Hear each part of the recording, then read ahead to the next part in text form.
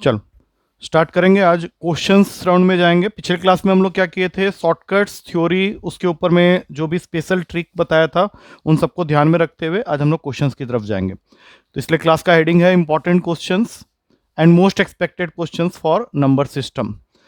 तो number system के questions में किस तरह के क्वेश्चन आ सकते हैं उसको समझते हैं। अब ये आ गया तेरे सामने पहला question, P Q and R. ये जो आर होगा यहाँ पे स्मॉल कर देना उसको, P Q and R. Question को एक बार पढ़ ले आराम से, और मैं भी रीड कर देता हूं एक बार क्या लिखा हुआ है। इसमें दिया हुआ है कि P Q and R are prime number such that P is less than Q, less than R, and all three of them are less than 13। 1 और 3 यहां पे चला गया है, ठीक है, इसको ऐसे कर लो। अब इसमें पूछा है इन हाउ मेनी केसेस। ये इस तरह के क्वेश्चन आते हैं तुम्हारे पेपर में, जो हम लोग पढ़ रहे थे ना थ्योरी। तो मैं कह रहा था कि जब तू क्वेश्चन की दुनिया में जाएगा तो कुछ चीजें अलग सी आएंगे। तो अभी वो तुमको क्या बोल रहा है, इस क्वेश्चन से क्या समझ में आ रहा है कि 3 नंबर्स हैं prime numbers P Q R, उसमें सबसे छोटा पी है, उसके बाद क्यू है, उसके बाद आर है, और इन तीनों की जो वैल्यू है वो 13 से कम है। इन तीनों की वैल्यू 13 से कम है। तो ऐसे कितने केस बनेंगे जहां पे पी क्यू और आर को हम लोग अगर ऐड करें तो it is going to give you a prime number. Question समझ में आ गया? ट्राई करो। केसेस कितने बना सकते हो, 1 केस, 2 केस, 3 केस, या फिर नन ऑफ दिस, इससे ज्यादा भी बन सकते हैं।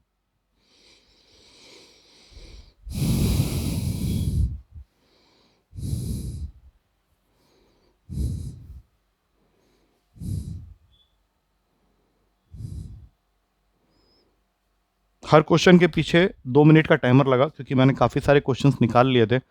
फिर 60 क्वेश्चंस के आसपास बनाया है मैंने। हो सकता है सारे ना हो पाए, बट जितना ज़्यादा हो पाएगा अच्छा है, अगले क्लास में फिर फॉरवर्ड हो जाएगा।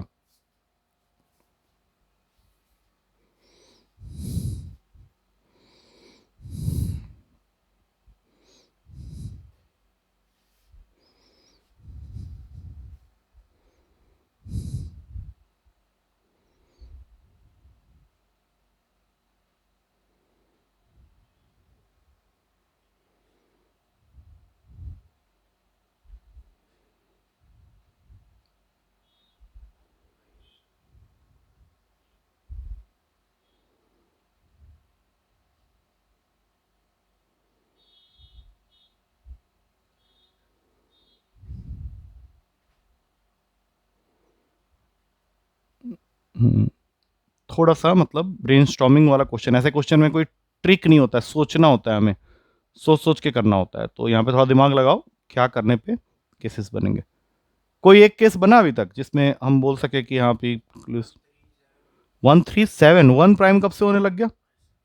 1 is neither prime nor composite, हमने थ्योरी क्लास में डिस्कस की थी। चल मैं एक एग्जांपल दिखा देता हूं तुझे।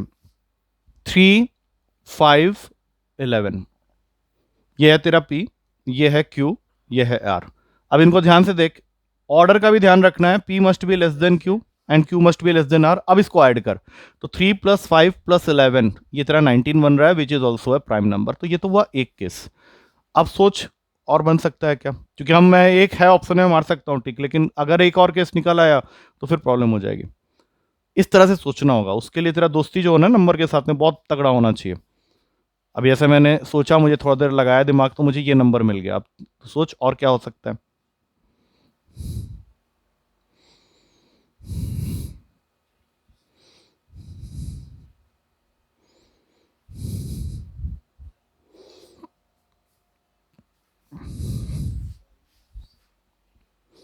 सोच उसी तरह। 5 7 11, very good. 5 7 11, again P Q R। एक बार ऐड कर देते हैं इसको। 11 + 7 8, 18 + 5 23। एक और केस बन गया। 5 7 11, 3 5 11 हमने कर लिया है। 3 5 11 मिल चुका है, 5 7 11 तूने बना दिया। अब देख 2 हो गए तो फिर लालच बढ़ रहा है, लग रहा है कहीं 3 तो नहीं है। लेकिन इतना भी ध्यान रख कि तेरे पास में जो नंबर्स है ना वो बहुत कम है। 2 3 5 7 11 के अलावा और कोई नंबर ही नहीं है 13 के अंदर में जो कि प्राइम है। 2 को लेके बन सकता है क्या? 3 5 का तो हमने बना लिया, 5 7 का बना लिया। अब हमारे पास में बच जाता है 2 के साथ अभी तक हमने कोई भी नहीं बनाया। तो ये थोड़ा सा सोचना पड़ेगा, बट मुझे लगता है कि 2 के साथ बनाने पे कुछ नहीं मिलने वाला। 2 के साथ तू किसी को भी जोड़, जैसे तू क्या क्या कर लेगा, 2 3 5 नहीं बनने वाला, 2 5 7 क्योंकि उसने ऑर्डर भी बोला है, ये भी नहीं बन रहा। फिर 2 7 11 करने जाएगा तब भी नहीं बनेगा। तो इसका सही आंसर जो है वो 2 ही है। ठीक है, लेकिन इसमें टाइम लग गया तो ये कम से कम 3 से 4 मिनट, वो नहीं करना है, थोड़ा जल्दी निपटाना है। अब अगले क्वेश्चन में, ये जितने भी क्वेश्चन हम लोग यहाँ आज करेंगे सब तेरे प्रीवियस ईयर है, ये भी ध्यान रखना, ठीक है। तो अब जितना तू कर पाया सोच कि चैप्टर उतना पकड़ में आया तेरा अभी तक, अदरवाइज क्वेश्चन और करते रहेंगे। चलो नेक्स्ट क्वेश्चन में चलते हैं। ये रहा नेक्स्ट क्वेश्चन। क्वेश्चन को अच्छे से पहले पढ़, क्योंकि ये मेरे हिसाब से पिछले से काफी आसान क्वेश्चन है। क्वेश्चन कह रहा है तेरे पास एक 3 डिजिट का नंबर है which is divisible by 11 and has its unit digit equals to 1। Sorry,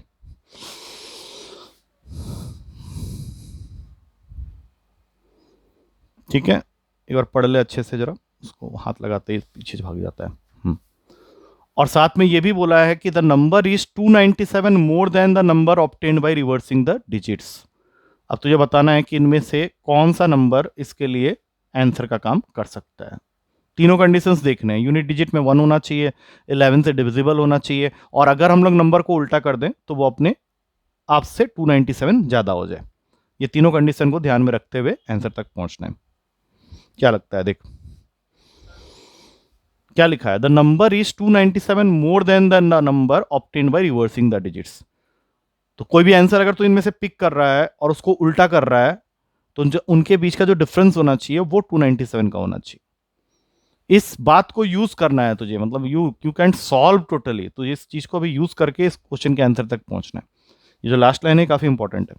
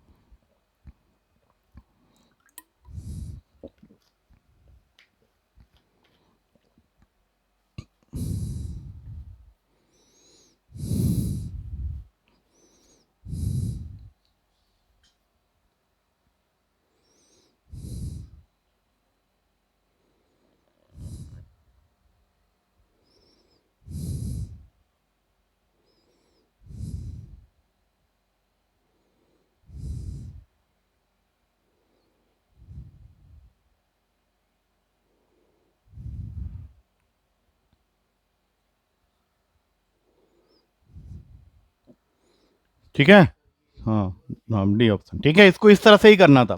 सबसे पहली चीज तो सबके यूनिट्स प्लेस में 1 है, तो फर्स्ट लाइन की वैलिडिटी खत्म हो गई। दूसरा क्या है, डिविजिबल बाय 11, ये सारे नंबर डिविजिबल बाय 11 होंगे अगर हमें डिविजिबिलिटी मालूम है, अल्टरनेट प्लेसेस को ऐड करके माइनस करना। तो जिस बात से वो चीज क्लियर हो रही है वो लास्ट वाला ही है। अब इस नंबर को उल्टा करता हूं तो 121 ही आता है, तो डिफरेंस लूंगा तो 0 आएगा, तो ये तो हो ही नहीं सकता। ये नंबर खुद ही बहुत छोटा नंबर है, 132 माइनस करूंगा 297 कभी नहीं आएगा। इसको उल्टा किया 165, यहाँ पे 6 आ जा रहा है, वहीं पे रुक जा। अब इसको देख ले 154, ये पूरा का पूरा तेरा आंसर तक पहुंचा रहा है 297, सीधा खत्म। ये सब काम 30 सेकंड में उड़ा दे। नेक्स्ट क्वेश्चन, अब देखिए वाला को, इसको पहले इसके मीनिंग को समझ, ये क्या कहना चाह रहा है।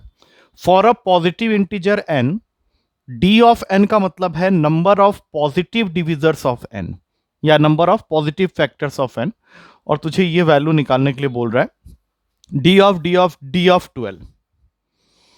क्वेश्चन को खुद से कितना समझ पा रहा है देख ले पहले। डी ऑफ 12,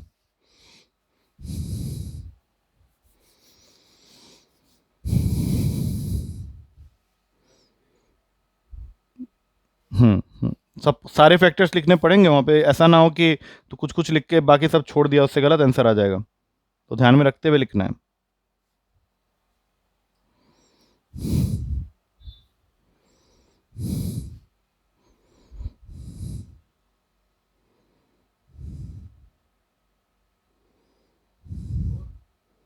फोर आ रहा है, नहीं इसका 12 से स्टार्ट कर रहा है ना, तो पहले डी ऑफ 12 लिख ले। अब 12 के फैक्टर्स कितने होते हैं, 1 2 3 4 6 एंड 12, तो टोटल मिला के ये हैं 6। तो इस डी ऑफ 12 को यहां से हटाने से पहले यहां पे तुझे लिखना पड़ेगा 6। अरे नंबर ऑफ पॉजिटिव डिविजर्स लिखना है ना, तो जितने फैक्टर्स बनेंगे वो लिखना पड़ेगा। अब तेरे क्वेश्चन में क्या रह गया, d ऑफ 6।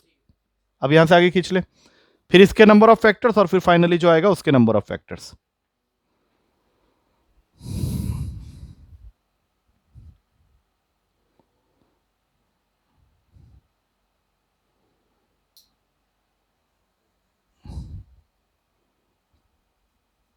क्या आ रहा है? चल ठीक है, तेरा आंसर, तू बोलने में डर रहा है। डी मार 3 आया ना तेरा? हाँ तो नन ऑफ दिस है। उसमें हम लोग कई बार ऐसा करते हैं कि शायद कुछ छूट गया होगा, 4 मार देते हैं, वो गलत हो जाएगा। 3 ही तो आए हैं, खत्म है। चल ठीक है, आ रहा है समझ में थोड़ा थोड़ा। चल अभी नेक्स्ट में आ जा। ये तुझे खुद से कर लेना चाहिए, कर इसको, ये बहुत इजी क्वेश्चन है। What number should be added to 231,228 to make it divisible by 33? इनमें से कौन सा नंबर अगर हम लोग 231,228 के साथ में ऐड कर दें तो वो नंबर 33 से डिविजिबल हो जाएगा। अब ये मत बोलना सर 33 की डिविजिबिलिटी क्या, वो ऐसा नहीं होता। 33 के लिए खुद से सोच क्या होना चाहिए।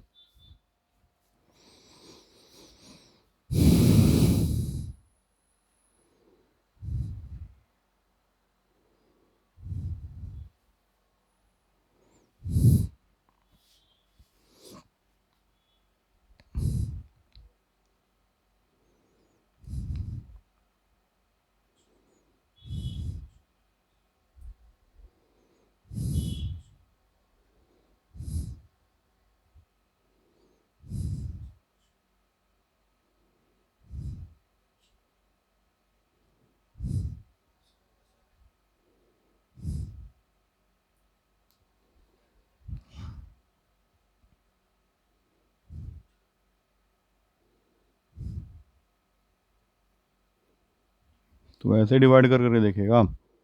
तूने क्या किया, तूने 3 से डिविजिबिलिटी चेक की, क्योंकि 33 का मतलब होता है 3 और 11 दोनों से डिविजिबल होना चाहिए। 3 से तो ये हो ही रहा है, लेकिन 11 से नहीं हो रहा होगा। क्यों? क्योंकि तब तूने इसके अल्टरनेट प्लेसेस के डिजिट्स को ऐड करके माइनस मारा होगा, नहीं हो रहा। कितना आ रहा है देख ले एक बार, ये 5 हो गया और ये कितना बन रहा है 13। तो 13 माइनस 5 कितना हो रहा है 8। अब तू क्या चाहेगा यहाँ पे, क्या हम लोग ऐड कर दें जिससे कि ये 3 खत्म हो गया क्वेश्चन, यहीं पे 3 है। 18 आया था, अगर तू मान ले 3 ऐड भी करता है तो वो 21 बना देगा। 21 तो 3 से डिविजिबल है ही, तो फिर कोई दिक्कत ही नहीं है। इस तरह के क्वेश्चंस की अच्छी प्रैक्टिस कर। चलो ठीक है, ये समझ में आ गया तुझे। नेक्स्ट क्वेश्चन में चलेंगे, आप बता इसका। ये बहुत प्यारा क्वेश्चन है, बहुत प्यारा क्वेश्चन है, आया हुआ है। उसने तुझे बोल दिया है कि how many 5 digit numbers of this form, जिसका 10,000 place, 1000 place, tens place, units place same value है, बीच में जो 100 प्लेस है वो अलग है, is are there which are divisible by again 33।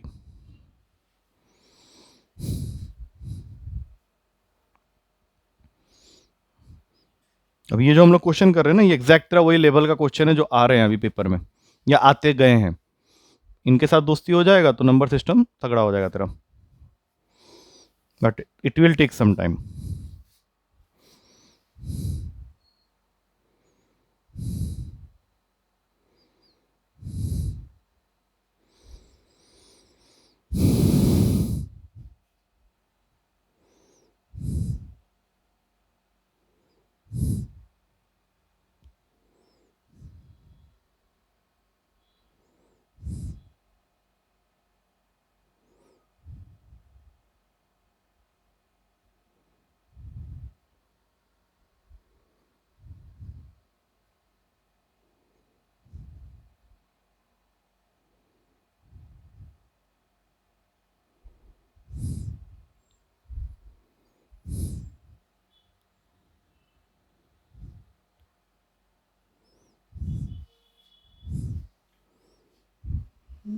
क्या बना कुछ?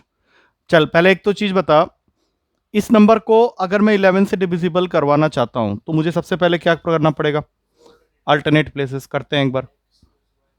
x मतलब 2x प्लस, नहीं इक्वल्स टू नहीं, अभी इसको भी तो माइनस करेगा ना, -2x must be equals to 0। लेकिन 2x और -2x तो यहां से कैंसिल हो गया, तो तेरा एक वैल्यू कंफर्म हो गया उन डिजिट्स में से कि y तो भैया 0 ही है। अब ये तेरे लिए काम करेगा एक बहुत बड़ा हेल्प का। क्योंकि 11 की डिविजिबिलिटी वाली बात अब खत्म हो चुकी है। अब किससे मुझे डिविजिबल प्रूफ कराना है उसको? 3 से।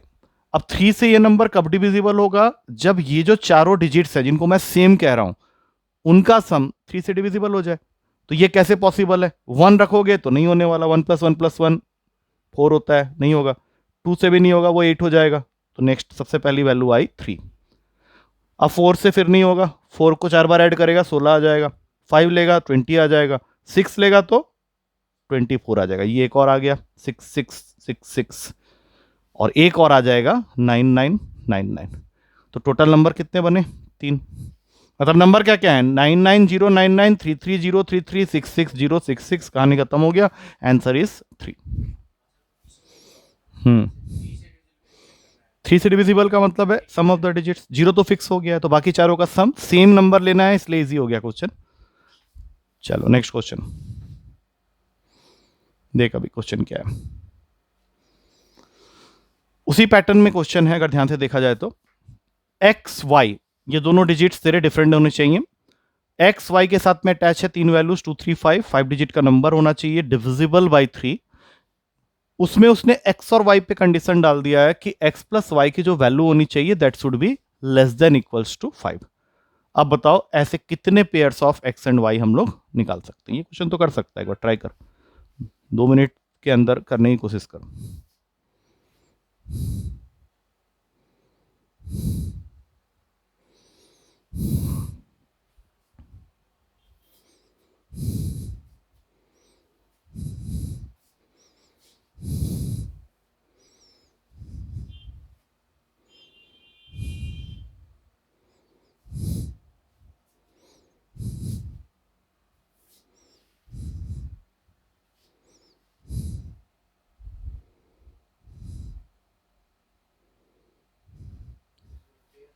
हाँ, ऐसे कितने pairs of x and y, ऐसे कितने pairs of x and y की वैल्यूज तो ले सकता है जिससे कि ये डिविजिबल बाई 3 हो जाए।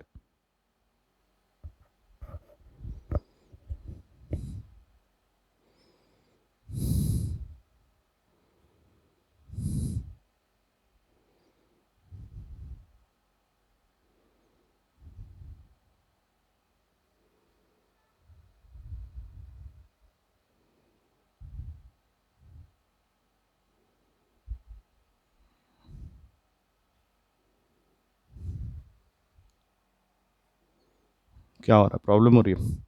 कर तो रहा है तू, सोच तो रहा है बड़ी तेजी से, लेकिन उसको वहां तक पहुंचा तो सही। जिस पहले है कि तू सीखेगा इस तरह का क्वेश्चन, फिर उतनी स्पीड बढ़ाएगा। अभी तो क्या कर रहा है? तो सीखने में थोड़ा टाइम लग रहा है तुझे, कोई बात नहीं, कोई जल्दी नहीं है, आराम से कर। 6 पेयर्स बने, चल देखते हैं। सबसे पहले इन तीनों को ऐड किया, 5 + 3 + 2 10 हो गया।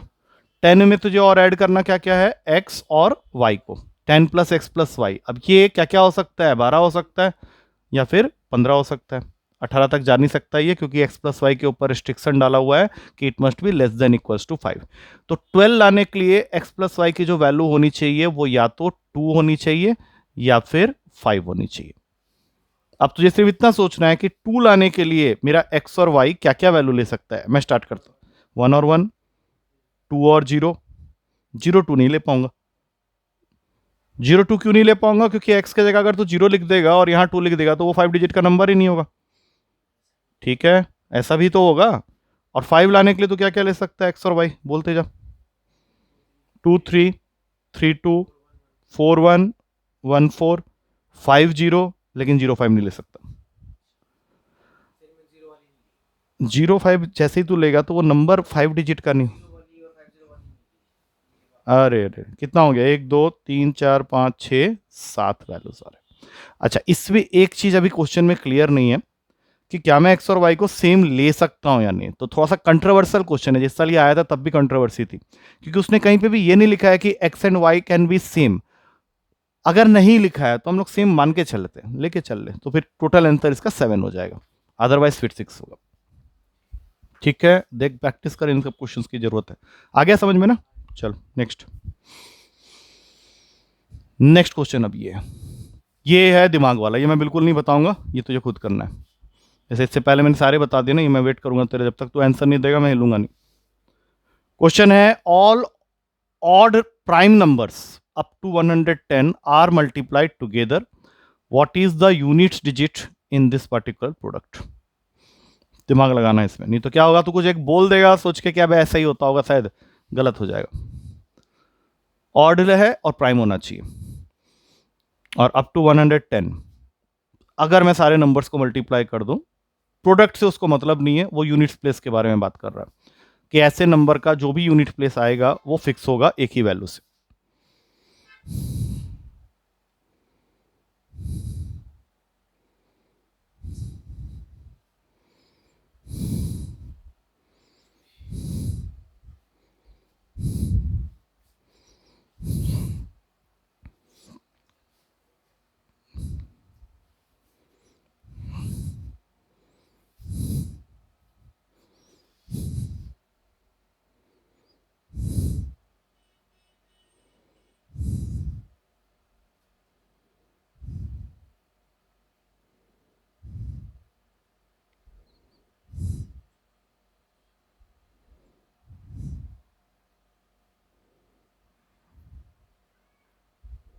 क्या हुआ?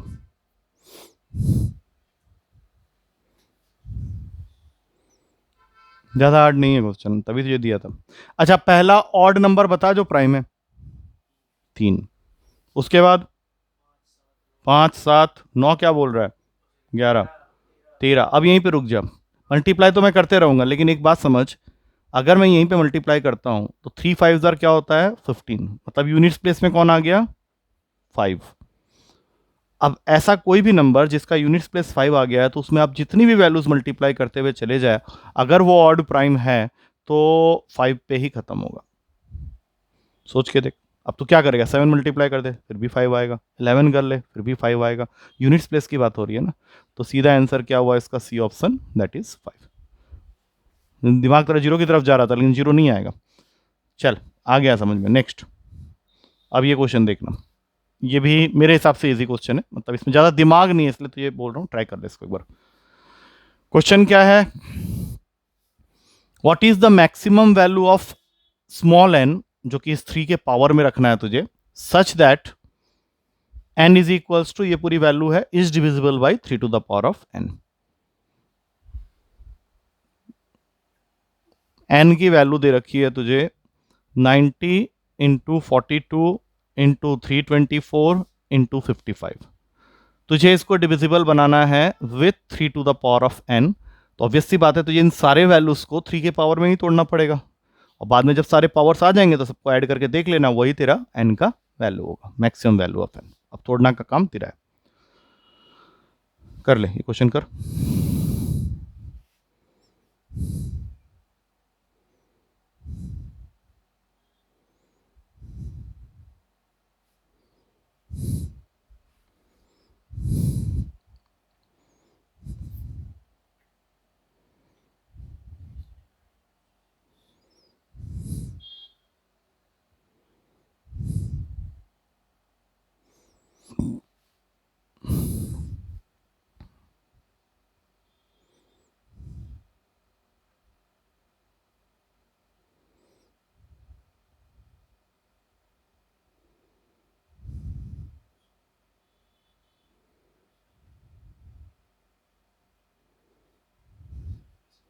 तोड़ ना देख, 55 तो वैसे ही निकल जाएगा, 5 इंटू 11 होता है, उसमें 3 है ही नहीं।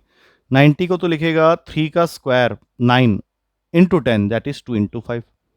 42 होता है 7 इंटू 6, तो 7 इंटू 2 इंटू 3।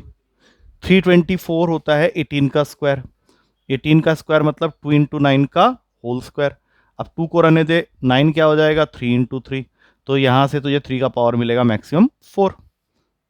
अब बाकियों को ऐड कर, 4 + 1 5 + 2 7।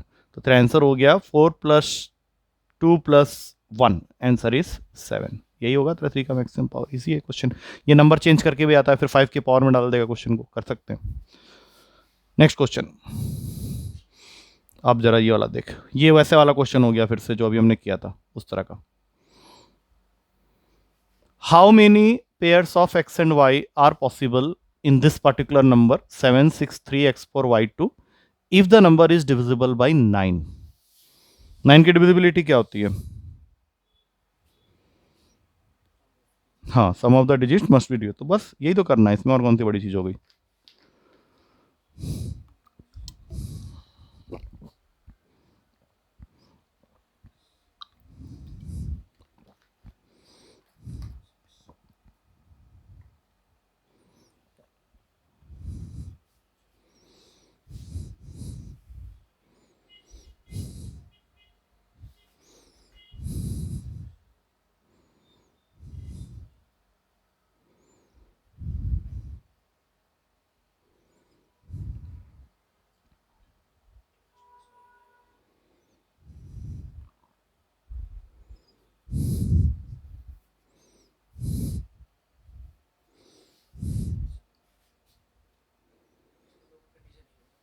कोई कंडीशन नहीं है, बस ध्यान रखना है कि एक्स और वाई की जो मैक्सिमम वैल्यूज हो सकती है वो 9 से ज़्यादा, मतलब 18 से ज़्यादा सम बन ही नहीं सकता, तो तेरे लिए आसान हो गया एक तरह से।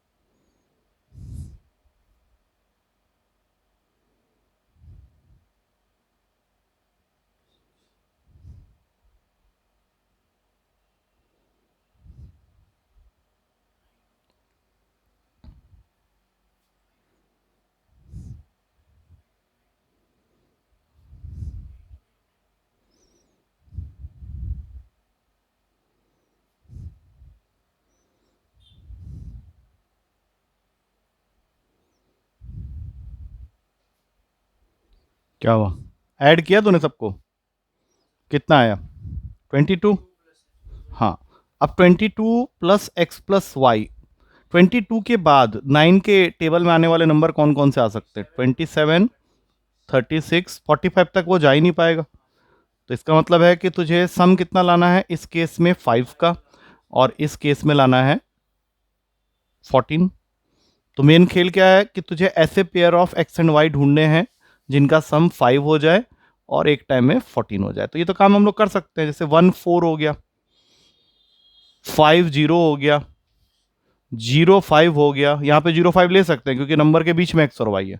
फिर 2 और 3 हो गया, 3 और 2 हो गया, तो 5 के ये टोटल 5 केस बने हमारे। अब 14 के बनाते हैं। 14, हाँ, 14 के बनाए, 5 के हो गए ना, 14, 11 बन रहे हैं, देख लेते हैं चलो। 5 9, 9 5, 7 7, 6 8, 8 6, और तो नहीं बनने वाला, देख ले। तो 10 आ रहे हैं मेरे ख्याल से, क्या ऑप्शन नहीं है तो 10। 1 2 3 4 5 6 7 8 9 10, और तो कुछ होगा नहीं, 3 11 हो नहीं सकता। कर दिया, बढ़िया, लिख दिया। 7 7 लिख दिया, एक 4 नहीं लिखा, हाँ, 11 हो गए, ठीक है, वेरी गुड, सही आंसर, 11। ठीक है, अब तो पकड़ में आ रहा है थोड़ा। Next question. हाँ, ये हो गया, थोड़ा सा तगड़ा क्वेश्चन होगा तेरे लिए। What is the number of possible pairs of P and Q if the number 357 P 25 Q is divisible by both 3 and 5? चल कर लगा दिमाग इस पे, 10 12 क्वेश्चन इस तरह का कर लेगा तो अपने आप ही डिविजिबल वाले क्वेश्चन सब पकड़ में आएंगे। इसमें एक चीज तेरा फायदा क्या है ना, क्यू के जगह 5 आ सकता है या फिर 0 भी आ सकता है, तो उसको फिक्स करके बाकी नंबर्स के बारे में सोचना है। और डिविजिबल बाई 3 क्या कहता है ये भी तुझे मालूम है।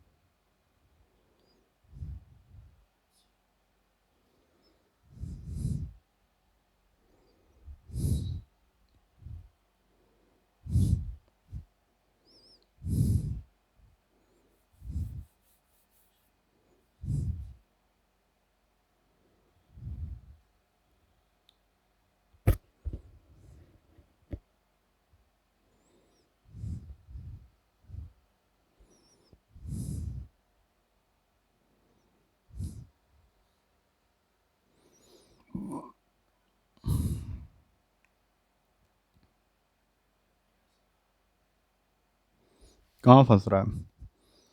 इतना तो तय है कि तेरा क्यू जो है वो सिर्फ दो ही वैल्यू ले सकता है, या तो 0 या फिर 5। बस इसको ध्यान में रखते हुए सबसे पहले जीरो वाला केस देख लेते हैं। मैं ये नंबर लिख रहा हूं 357P250, और 3 से डिविजिबल बनवाना है। 15 यहां हो गया, और ये 7 22, मतलब क्या क्या वैल्यू ले सकता है? 22 आ चुका ऑलरेडी, 7 5 12 3 15 17 22। तो पी के जगह में तू क्या क्या वैल्यू दे सकता है जिससे कि ये या तो 24 बन जाए, या फिर 27 बन जाए, या फिर 30 बन जाए, क्योंकि यही वो 3 के टेबल वाले नंबर है। तो पी को हम क्या क्या वैल्यू दे सकते हैं बताओ? 6, सॉरी 2, 5। पहले एक पेयर तो बनाए, इसका बन जाएगा, फिर 5 का भी बना लेंगे। 2 5 और 8, मतलब तीन पेयर्स क्या बन गए? 20 50 80। हाँ या ना पहले बता, इसमें क्या दिक्कत हो रही है? मैं अलग अलग केस का बना रहा हूँ ना। अब दूसरे में क्या है? 3 5 7, पी छोड़ दिया मैंने, 2 5 5। अब इनको ऐड कर ले एक बार, 15 यहाँ पे आ गए, और वहाँ पे 27 27 आ रहे हैं। तो 27 के साथ में पी की क्या वैल्यू होगी जिससे कि वो 3 के टेबल का नंबर बन जाए? तो एक तो 30 हुआ, 33 हुआ, 36 हुआ, इसको छोड़ के कुछ बनेगा ही नहीं। तो क्या क्या आएगा बताओ? 3 6 9। मतलब अब तेरा जो पेयर बना है क्या क्या नंबर का बना है? 3 5 6 5 9 5। अब एक बार देख लो, यहां से 3 निकले, यहां से 3 निकले, आंसर हो गया इसका 6।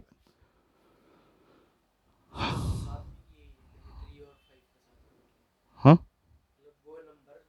हाँ, तो ये नहीं कर रहा 3? हाँ, डिविजिबल बाय बोथ 3 and 5, तो क्या दिक्कत हो रही है नहीं क्या इसमें?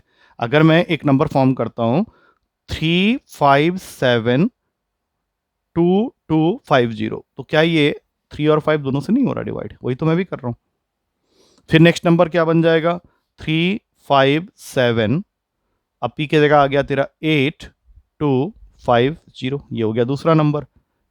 तीसरा बन जाएगा 3 5 7 5 2 5 0, ये हो गया तीसरा नंबर। ये 3 और 5 दोनों से डिविजिबल है, फिर वहां से जो हमने 3 बनाए उसको काउंट करेंगे, 6 बन गए। हाँ, अलग अलग करके तो वहां से मिक्स कर लिया। 7 0 तूने क्या सोच के लिखा है वैसे? तेरा एक केस मुझे यहाँ पे दिख रहा है जिसमें तूने पिक।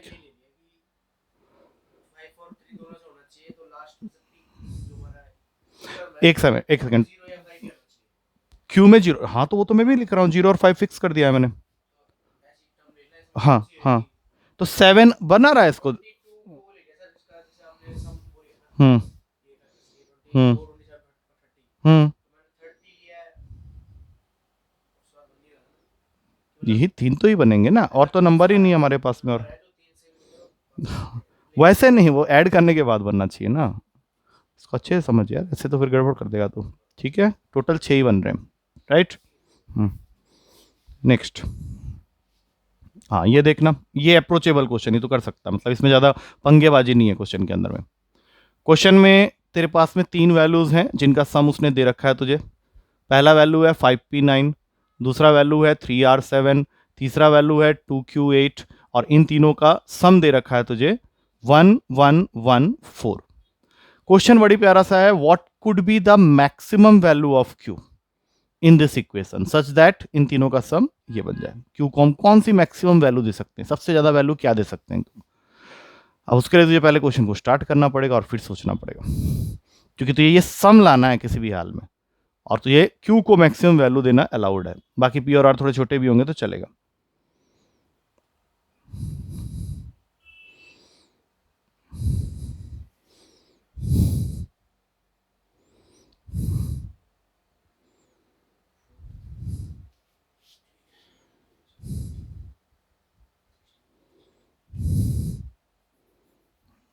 सम कर रहा है तो यूनिट प्लेस तो मिल गया, एक 2 कैरी भाग गया ऊपर। अब तो ये सोचना है कि क्यू को हम ऐसी कौन सी मैक्सिमम वैल्यू दें जिससे कि जो भी ऐड करके आए यहाँ पे 1 आए उसका, तो पहले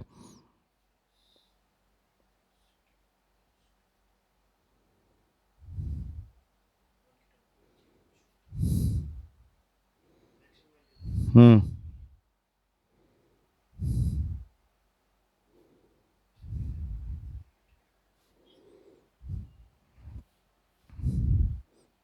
बस आंसर से थोड़ा पीछे चल रहा है, तो तूने सब कुछ सही किया अभी तक, यहाँ पे 2 लिख भी दिया है। अब तू खुद सोचना, ऑप्शन तो मेरे पास में अवेलेबल है। अगर मैं सबसे मैक्सिमम वैल्यू सोचूं एक डिजिट के लिए, तो 9 से ज़्यादा तो नहीं सोच पाऊंगा ना, तो मैं यहाँ पे 9 लिख देता हूँ। तो तू बोले सर बाकियों का, अबे देना दोनों को 0 0। अब जरा चेक कर, 2 + 9 कितना हुआ, 11। ये 1 यहाँ आ गया, ये 1 को ऊपर भेज दे, आ तो रहा है, सीधा आंसर मारेगा 9। वहाँ पे बस थोड़ा सा वहाँ पे सोचना था। चल कोई नहीं, सही है, फिर भी ये हो जाता तेरे से शायद, टाइम लेता लेकिन कर लेता। अब चल इसको देखना जरा। हाँ, ये क्वेश्चन 2-3 बार रिपीट हो गया है तेरे पेपर में, जरा देखना इसका क्या हाल चाल है इस क्वेश्चन का। इसमें 3 प्राइम नंबर्स का सम उसने बोल दिया है 100, और one of the number exceeds another by 36। मतलब तीनों में से एक नंबर ऐसा है जो दूसरे से 36 ज्यादा है, बट वो प्राइम होना चाहिए। देन वन में बी, मतलब इन तीनों में से कोई एक नंबर क्या हो सकता है। क्वेश्चन को आराम से समझ कि 3 वैल्यूज हैं, ए बी और सी, तीनों के तीनों प्राइम है और इनका सम है 100। अब इसमें है कि ए और बी दो ऐसे प्राइम नंबर हैं जिनमें एक वैल्यू अगर ए है तो दूसरा उससे कितना ज्यादा है, 36 ज्यादा है। मतलब बी की वैल्यू हो गई a + 36। बाकी सी के बारे में मुझे कोई इंफॉर्मेशन नहीं है, बट इतना पता है कि इन तीनों को ऐड करके 100 आ जाएगा। तो वो बोल रहा है कि इनमें से कोई एक वैल्यू ए बी सी में से कौन सी हो सकती है, इन चारों में से। क्वेश्चन 2-3 बार आया हुआ है, ध्यान रखना।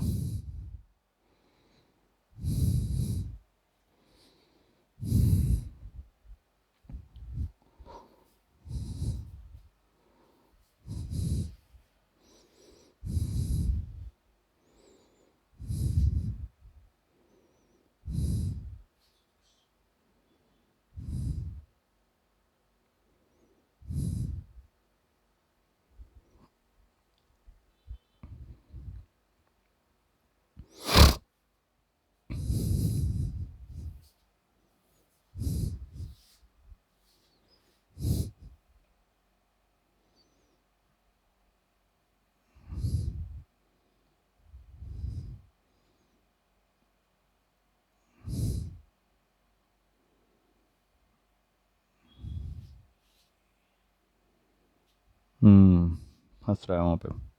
2a + c = 64 लिख के बैठा है, तो ठीक है, कोई गलती नहीं की है तूने अभी तक।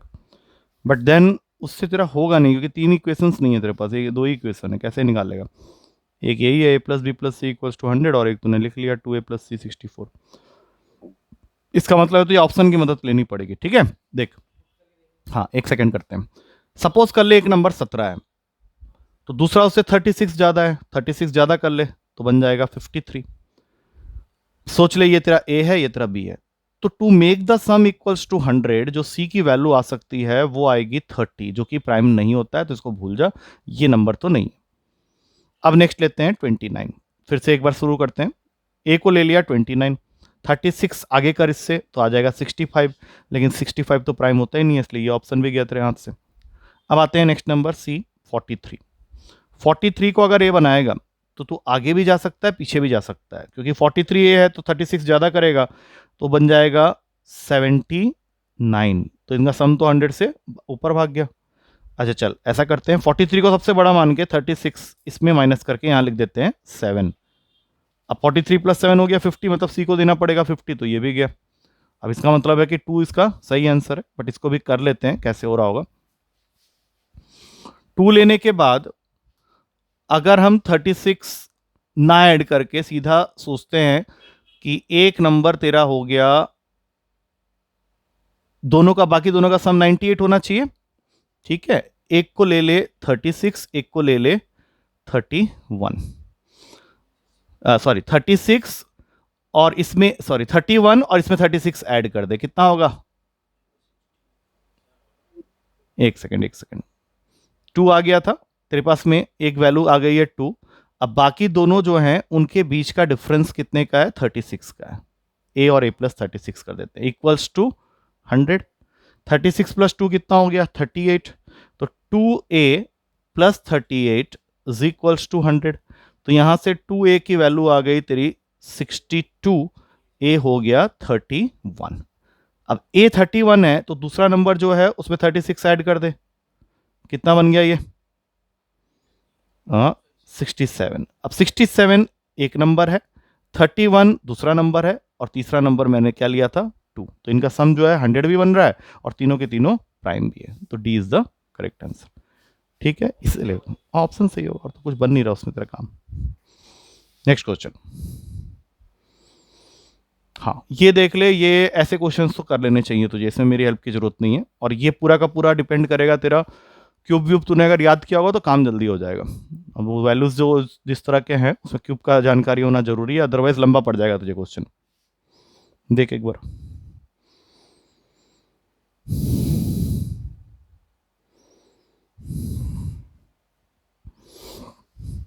दो इक्वेशन है, पहला है a cube is equals to 335 plus b cube, और दूसरा है a equals to 5 plus b. A और बी दोनों पॉजिटिव है, तुझे ए प्लस बी निकालना है।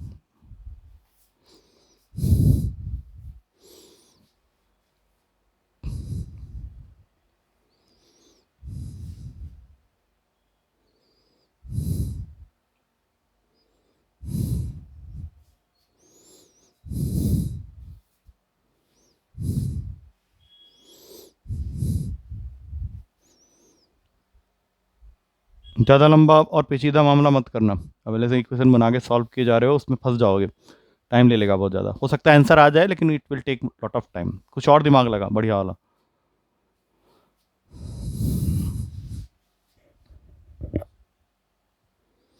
अच्छा एक बात बता, तूने क्यूब्स याद किए हैं? 10 तक का क्यूब याद किया है? अगर नहीं किया है तो फिर मार खाने वाली बात हो जाएगी। 10 का तक का भी क्यूब याद नहीं किया तो फिर इसलिए तो तू इस तरह के क्वेश्चन करने लायक एलिजिबल ही नहीं है। मैं तुझे बताता हूँ, 5 का क्यूब होता है 125, 6 का क्यूब होता है 216, 7 का क्यूब होता है 343।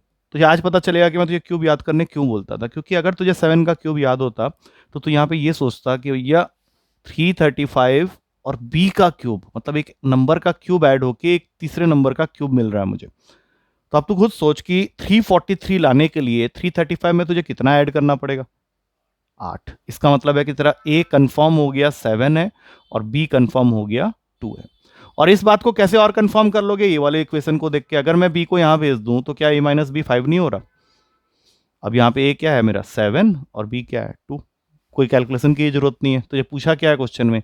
ए प्लस बी की वैल्यू, तो 7 प्लस 2 क्या हो गया अपना 9। क्यूब्स और स्क्वायर याद करने का यही फायदा होता है, इन क्वेश्चन में तुझे अच्छा खासा एज मिल जाएगा। नहीं तो बच्चा क्या है ना, इसको सॉल्व करने बैठ जाएगा। वो क्या करेगा, यहाँ से ए की वैल्यू को यहाँ पुट कर देगा 5 प्लस बी का होल क्यूब, तो वही करने के बारे में सोच रहा था, थोड़ा देर के बाद फंस जाता उसमें और गंदे तरीके से। ठीक है ना, वो लंबा इक्वेशन बन जाता। चलो नेक्स्ट। बोल। काट सकते हैं, लेकिन उसके लिए तुझे पता है क्या करना पड़ेगा, फिर तेरा ये इक्वेशन कुछ अलग ही तरीके से जाएगा। मैं बता देता हूँ, वो तरीका ही बता देता हूँ। जो भी है जो मैंने बताया उससे तो लंबा ही पड़ेगा। जैसे अब तू उसको वहां खींच के ले जा, a cube minus b cube is equals to 335, और यहां से a minus b equals to 5। अब बता क्या करने वाला है इसमें? अभी भी तो सोच कि दो ऐसे नंबर सोचने हैं जिनका डिफरेंस 5 का आ जाए। ये नहीं कह रहा था, और क्या कह रहा था बता? इसको क्यूब करेगा, बहुत गंदी वैल्यू आएगी। A cube is equals to 5 plus b का होल क्यूब, ये कह रहा है ना? तो ये बन जाएगा a cube is equals to 125 plus b cube plus 3a² भी, और घटिया टर्म आने लग जाएंगे। तो वो उससे सबसे बेस्ट तो यही है, तो ऐसे बना, यहां से सोचना स्टार्ट कर, दो ऐसी वैल्यू जिनका डिफरेंस 5 का है और जिनके क्यूब का डिफरेंस 335 का है। तो अगेन रेफरेंस पॉइंट इज 343। चलो नेक्स्ट क्वेश्चन अब देखो। हाँ, ये इस बार आया था ये वाला क्वेश्चन, अगर तुझे ध्यान हो इस जैसा था एग्जैक्टली, वो बाद में तुझे मिल जाएगा मेरे सेट में। अब ये क्वेश्चन देख ले पहले एक बार। इसमें x की जो ये वैल्यू दे रखी है, ये है 2 to the power of 1/3 plus 2 to the power of -1/3, और तुझे फाइंड करना है वो value, that is 2x³ minus 6x minus 5। ऐसा क्वेश्चन था इस बार पेपर में, लेकिन ए बी के टर्म्स में था वो। कर एक बार ट्राई कर, हो जाएगा। इसमें क्यूब का फॉर्मूला लगेगा, ध्यान रखना, x³ जब करेगा। और इसमें एक चीज का और ध्यान रखना कि जब भी पावर फ्रैक्शन में होते हैं तो क्यूब का फॉर्मूला जब भी खोल रहे हो तो उसमें ये वाला फॉर्मूला यूज करना, तब तुम्हारा काम जल्दी हो जाएगा। a³ plus b³ plus 3ab into a plus B, दूसरा वाला मत यूज करने बैठना। पावर फ्रैक्शन में या नेगेटिव होने पे ये फॉर्मूला काम करता है, करके देख, हो जाएगा।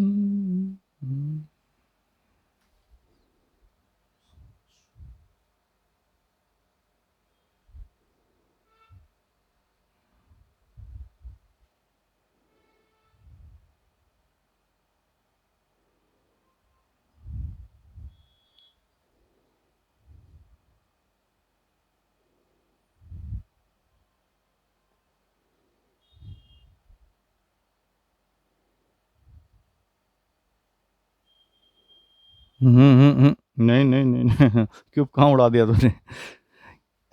सबसे पहले एक चीज बता, टू तो ठीक है, एक्स क्यूब को तूने क्या किया, पहला टर्म लिखा टू, उसके बाद आ जाएगा 1/2।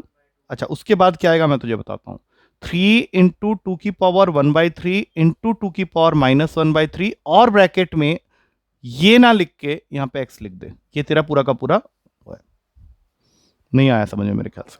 आया है समझ में? अब देख ध्यान से, आगे के टर्म्स खाली लिख के छोड़ दे ऐसे, -6x -5, मैंने इसको कुछ नहीं करना, ये अपने आप इसका टेक केयर हो जाएगा। अब यहाँ पे इन दोनों को ऐड करेगा तो 5/2 आएगा, इनके पावर्स को अगर ऐड करेगा तो 0 हो जाएगा, 2 की पावर 0 1 होता है, तो यहाँ से बचेगा खाली 3x, बाहर में -6x -5। अब सोच 2 × 5/2 क्या हुआ, 5, ये -5 को उड़ा देगा, और 2 × 3x क्या हो जाएगा, 6x। तो फिर हो गया खत्म, सब कुछ तो कट ही गया आपस में, answer is a, that is 0। आया समझ में? आया? चल नेक्स्ट क्वेश्चन। ये देख, ये बहुत बढ़िया क्वेश्चन है, अगर तू इसको अच्छे तरीके से करेगा, तो गंदे तरीके से करेगा तो फालतू हो जाएगा। इक्वेशन दे रखी है x² + 1/x² = 17/4, तुझे फाइंड करना है x³ - 1/x³। सोच समझ के करना इस क्वेश्चन को, तो चाहे तो 3 मिनट में भी कर सकता है और चाहे तो 1 मिनट में भी कर सकता है, एक क्या 30 सेकेंड्स में कर सकता है, ये है तेरा क्वेश्चन।